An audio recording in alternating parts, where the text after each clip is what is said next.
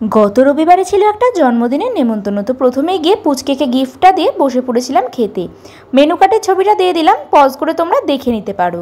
প্রথমে পাতে দিয়ে দিয়েছিল স্যালাড, আর তারপর গরম গরম ভেজিটেবিল চপ। ভেজিটেবিল চপটা এতটাই বড় ছিল, শেষ করতে পারেনি তখনও, তার আগেই পাতে পড়ে গেল রাধাবল্লভী আর চানা মশলা। জানো তো, এই কম্বিনেশনটা আমার এতটাই পছন্দের, বাড়িতে যখন চানা মশলা হয়, রাধাবল্লভী না হলেও চানা মশলার সাথে কিন্তু আমি লুচি ভেজে খাই।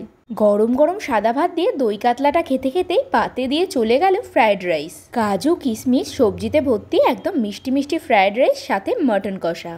আর এবার যে কথাটা বলবো সেটা শুনে তোমরা আমাকে পাগলও ভাবতে পারো, চারিদিকে এত মটন লাভারের মাঝে আমি একমাত্র অসহায় চিকেন লাভার। তবে মটন খাই না এমন না, 2-1 পিস খাই, তো আমার মতো এমন কেউ থাকলে অবশ্যই কমেন্ট করো।